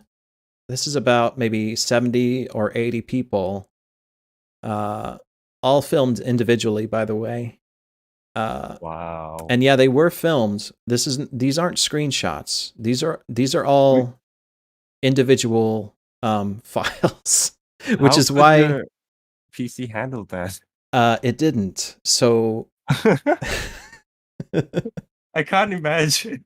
it didn't, because I mean, I could have done just screenshots. I could have, but what if someone is looking closely at this and is like going between these two frames and wants to look and see that, maybe there's like a little bit of idle animation going on in the very background. I don't know, okay?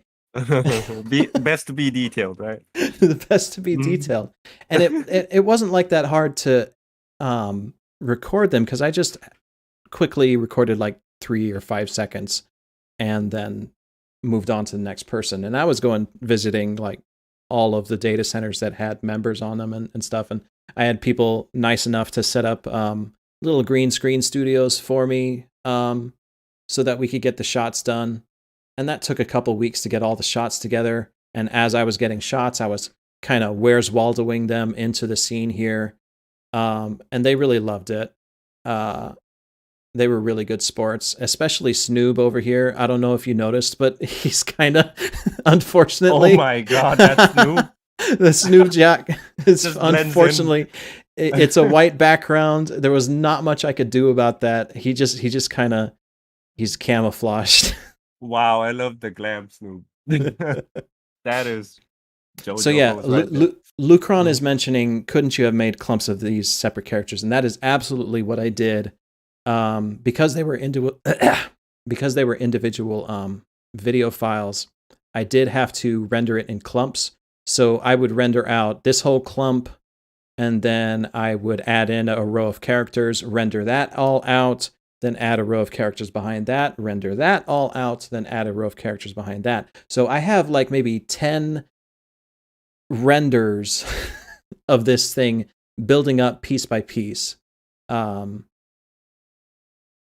And I might actually turn that into a little animation at some point. That might be cool. But yeah, I had to render it in chunks to make it work. Otherwise, once I had like 10 characters, 10 individual movie files on my timeline, Premiere was just like, "Can you please slow down?" And it was starting to crash my video driver. Oh, so that's why the few seconds. Okay. Yeah. So then we transition into this. This was all you. What's going on here? Yeah, so it's basically just a lot of transform effects, and the auras are coming from footage crate, which is the sparks and the aura, Okay, so we and got a the lot of little, stacks here. It's just the spark thing. that I spark just is really cool. I just flipped it just to have a different, angles going on. And then the aura is kind of like a flame thing, but I can see you tinted it a bit. Yeah, it's kind of like it's not uniform scaled, so I have it more. And now it's Uh, green. now it's- And now it's magenta. so we're going for an Asian warrior flight now. I don't know. I was just messing around with it. So okay, you started the animation up and then you freeze locked it Mhm. in G pose. And And that, then transform effect, like just the shakes and all that. yeah. Okay, and then This was kind of hard day after this. Is we transition over using more of that aura effect, I'm guessing, and the the sparks and stuff. And controller wise, the camera, Yeah, you have because some smooth camera movement here. Like, let's go into that and take a look at the original file. oh, this Oh, one was oh, in the background. that is what's happening in the back. Oh, Y- cool. Yeah, I I found forgot that about that. from I forgot about Heaven's that. Ward. That's what's happening way back here. Okay, Mhm. and then we have. Water. Oh, you So, pre-rendered this. We had to pre-render this because it wasn't agreeing with us. But yeah. I think you built this in After Effects, right? hmm You Okay. can see there's a slight cut when the Warrior of Light, about to put his sword down. Oh yeah, I see. What animation is this? It's that I can't pronounce the paladin skill. Request? Requiescat. Requiescat, yeah, that. And then, you know, um, yeah, I kind of cut a bit because there's a slight off movements there when he's putting his sword down, Yeah. just to Cool. match with the laser that is going up. Cool. So yeah, we can see that you're zooming out and you have to like very carefully slow it down to Like just the right point. yeah, because can you pronounce that again? Requiescat. Requiescat, it changes the sword to the other direction before, landing it. So it wouldn't match the laser. So I kind of like just cut one frame from there, and then it just matches well. And then we got the splashes on the side. And you doubled that up. Boom. So yeah, you added in the laser. That's another footage crate effect. Yeah, with some Oh, there's this is the auras. auras going up. That's a Northern Lights kind of thing. hmm The lasers are a bunch of glowy stuff, basically. Where's Glow the diff. laser? I think Did I it's pass it up? Oh, I already, passed it up. Yeah. Oh, it's literally a red laser. yeah, and then Whoa. hmm it's already like planned, but I just basically changed the colors and also resized it a bit. Okay, cool. No, shut up, Google. I did not say okay, Google. No, no, god damn it, Google, shut up. But yeah, Sorry, I don't understand. Um, okay, awesome. So then it just brightens up to show that it's being aimed down like that. You can barely see. I think I see the cut you're talking about if we zoom in here. yeah, that It's like one frame, it just pops into he swings the sword like the other swinging the way. sword down. But it works because we're so far back, it's hard to spot anyway, and it's so full of glow anyway. It's just hmm down it goes. We're so focused on everything else that's happening, it works out really, really well. And some lumetric color change, I guess, for the atmosphere. Yeah. And then we transition back into my scene, The best part. which was my ending scene. This was also in the script, I think. Yeah, so Remember Us and Soldier On. We originally this part with the laser sword that you did. I originally had the idea like, wouldn't it be cool if like we were able to put this together? Like that would be so cool. Yeah, like Using the characters and the Warrior of Light in that pose, and then I guess we just kind of realized it's actually kind of impossible without cheats. So yep. Because I was like, I can't do that. yeah, So I'm because like, okay, let's change ideas. yeah, and you changed it up nicely. And then I wrote down back to the fields of Lanasia. The protagonist holds crystal in hand again. He joins his friends against the night sky who are gathered around a campfire. The campfire flips up to the moon. And I did some changes to that, but because after filming it and putting it together and testing it out, it worked out a little bit differently. I did some test footage, and this scene changed up a little bit, but there's not too much as far as editing that goes on in this scene. Yeah, I have a curious question Yes, go ahead. on this. I did not realize there's Mr. Face there. Yeah, so I don't think a whole lot of people noticed it either, but if you weren't going to say it, I was going to point it out. But oh, I'm sorry. Oh my god. it was fine. It was fine. I'm sorry. So we have the characters around the campfire. I'm drinking. Sam's just staring intently. M's vibing. We got these two being cute. And Ada is fast studying new combat strategies, I'm sure. And the Warrior of Light is off to the side, getting up, and Virgil's being Virgil. And then who is that? Oh my god. But like nobody noticed him until I pointed it out. I thought someone noticed on Twitter, right? Or no, I had to like say there's an Easter egg, guys. And then they're like, where is it? Okay. Where is it? Mm-hmm. And then somebody found him. Yeah, I was surprised, like hella surprised.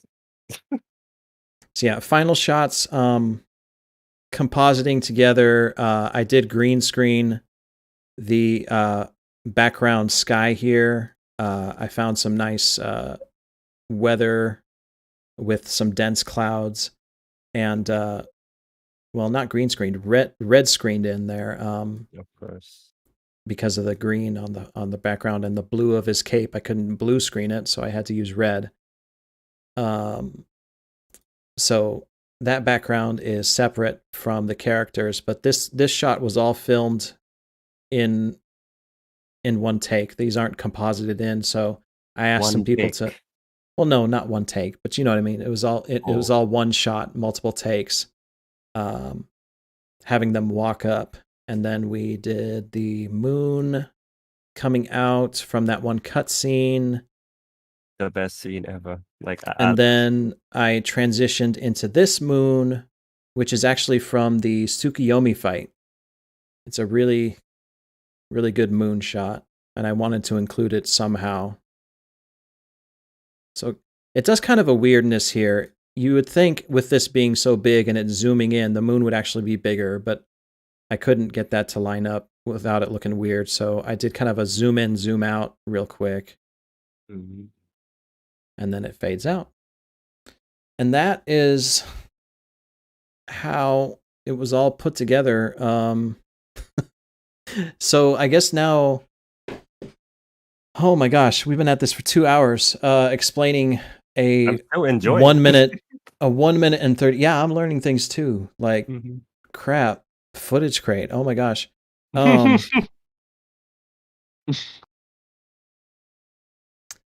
But like, do we have are there any like questions from the chat? I know there were some. I saw some going past while I was explaining things, but I kept going. But any questions y'all have, let's watch it one more time, if Premiere will let me. Or we can just watch it on YouTube. I mean, okay, yeah.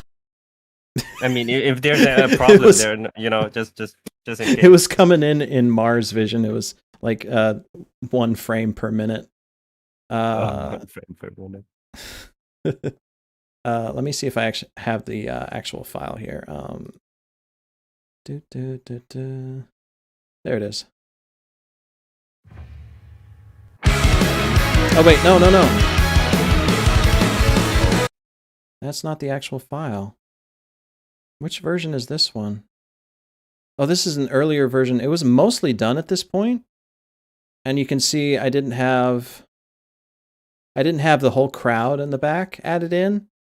This is like a test footage that we sent to Square Enix, and Square Enix was like, "Hey, yeah, can you get rid of the logo, please? Thanks." And then, of course, understandable. And I took out the credits and added in an end screen instead. Let me. Oh, Oh, this was the version 2. There we go. Mhm.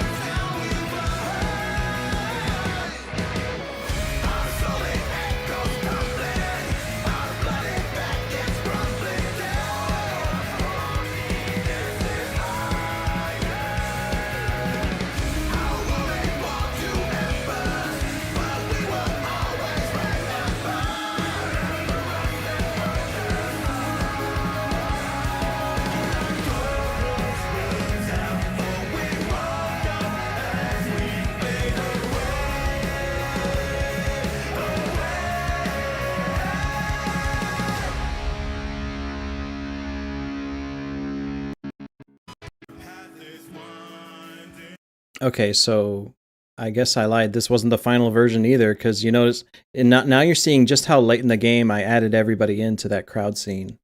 Um, that was like the last thing I did before I published it, and I guess I'm having trouble finding that actual footage, but it's okay. Question: how do you stop randos from being goobers when you're trying to get footage? One, I try not to film around randos whenever possible. Two, GPost does have some features that lets you hide people who are not in your party. Um, but also, there are times when, randos is fine, Uh, but otherwise, it's usually patience and trying to be very choosy about where you actually decide to film. While we were at the campfire scene, I'm glad you brought that up because I forgot about this. But while we were filming the campfire scene, this is actually a quest location. So Oh, we were all sitting around the campfire, just campfiring it up, like it looked like we were just kind of role playing or whatever. And this noob adventurer in like level 10 gear or level 5 gear would show up and kill some goblins and then leave. And that would happen like 3 or 4 times each time we tried to film at this spot. uh, but it was fine because each scene itself, the takes were so short that I could like squeeze it in between random goobers showing up. But yeah, it's planning. Would be my answer. definitely agree with that. Plan. You gotta have to Yeah. plan first before shoot. Mm-hmm. And Or, or that's where the script and the old storyboard came in handy because then I could like get a feel for what shots work and what shots don't. and definitely scouting locations, I guess. Mm-hmm. Populated areas or not. Having some foreknowledge of the game definitely helps. Hmm.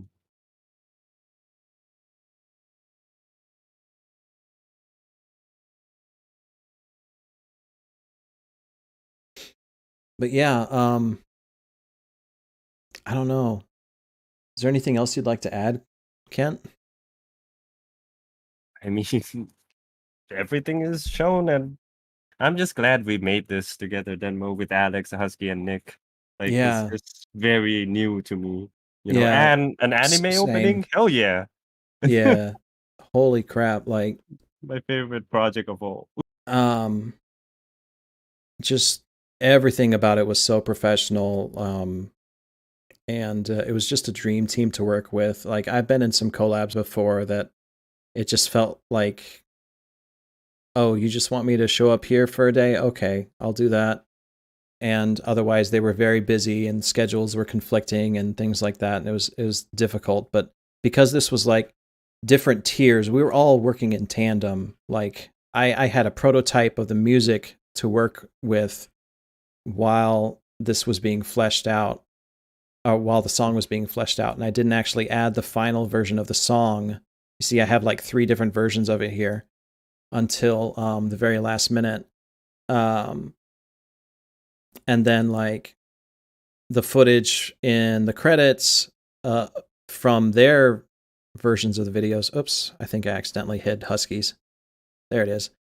That was also added last minute. The credits were changed up last minute and all that stuff. I'm sorry if I accidentally missed anybody in these credits, by the way. But yeah, absolutely killer project. Loved every minute of it. Would definitely do it again if everybody was down for it. And I look forward to actually working with Kent in the future too. Thank you. Then same goes to me. Like, I mean, we currently have our collaboration project going on, right? I guess. Yeah. Mhm. Like I keep telling you, just let me know, man, and send me the stuff you need me to work on, and I will do for you what you did for me, because you swooped in and Hail Married this whole scene. Like, holy shit. Thank you. I could not have done this. I mean, like, I think, did I even have a copy of that scene? Storyboard? I sent you like a mock up of what I would do with action, and it was like, I don't know. I don't think I could have done it anywhere near as good as what you did. I haven't seen it though. I mean, but yeah, I guess it's out there now. Yeah. Mm. Um. But yeah. Thank you guys for sitting through this. I can't think of anything else to say unless anybody has any closing questions. Um. Yeah, please ask. I will definitely reply And anything I and can. for anyone listening into this, I mean, I hope you guys have a wonderful Endwalker that's happening in 9 hours. Somehow I got to get to sleep before then. And if you're listening from the future to the VOD or to possibly an edited down version of this, um, I hope you enjoyed the work. And please, yeah, remember that time in Endwalker when the thing happened with the thing? Holy shit, right? That was so cool, right? Anyway, um, but yeah, I look forward to working more on projects like this. I would also love to do more streams like this, and not just breaking down scene by scene stuff, but like maybe kind of like classes. Like, would that be something y'all would be interested in? Like how to do this and how to do that, and then maybe I could edit it down and turn it into a tutorial video for you guys. I don't know. Is that That something you guys would want to see? that will look cool. I mean, I don't know about other people, but like for me, I definitely sees like you could do that. Like Yeah. it's nice to watch tutorials at the end. Okay, I actually got some questions here. Snoob, this was uploaded at 1440p. Did you record at this resolution? No, it's 1080p and it's actually 24 frames per second. The choice for 24 frames per second was to keep that animated feel and also make use of the motion blur a lot more. Because when you go at 60 frames, it just doesn't, it looks very video gamey. Um, Will this be posted later in YouTube? Someone just came in late and missed out a lot of scene breakdown. So I'm going to leave this VOD up. And at some point later, I'm going to go ahead and take the recording that I'm doing right now and try to edit it down to the breakdown as much as I can. Cutting out the fluff and the mistakes and Premiere being weird. There was another question. How did you trade the files around? Were they too huge for any online service, or were they small enough for emails to suffice? That's a good question. So we actually attempted to Attempted. do a what's called a team project on Adobe, and it was kind of cool, but also kind of weird. Mhm. When you do a team project, it's normally supposed to be done around a central network computer that has all the files on that network computer that you can access and share inside like an office space or outside the office space. But since we weren't sharing the files, we actually, when we shared our versions together, when we made a team project out of this and put it all together into the team project, there was missing files left and right. You know, we had to make sure that all of our files were findable somewhere on our separate computers, and it was kind of hell. It is a lot going on. And then it gets into even more weirdness with like After Effects. So when you include an After Effects project in that, oh, I didn't even talk about the glass shattering. Oh, fuck it, glass shattering After Effects effect. All right, look it up, Google it, glass shatter. It's in After Effects. You can do it in After Effects. Anyway, I mean, I saw you send me the glass effect tutorials, right? yeah. Yeah, Yeah, definitely. It's coming from there. it's literally just it's that glass shatter right there is all one effect in After Effects. That's how powerful After Effects is. Anyway, the weirdness with After Effects happens in team projects because it doesn't translate over well. It's just strange. But we made it work, and eventually, once I had all of the scenes and the back and forth done, I converted this back into a single player file, so to speak. My brain, Which I is don't know where easier. it's at, right? Yeah, it's easier. It's more natural for me. Um but yeah, anyway, shoot. I think that's everything. So I don't know, Kent. Was there anything else you wanted to say? Or were there any more questions, chat? I mean, for me, it's I'm just I'm have fun stall on Endwalker release because it's tomorrow, right? I'm kind of stalling for time because I don't know how to end things. All right, well, Fair. yeah, absolutely, guys. Get some sleep.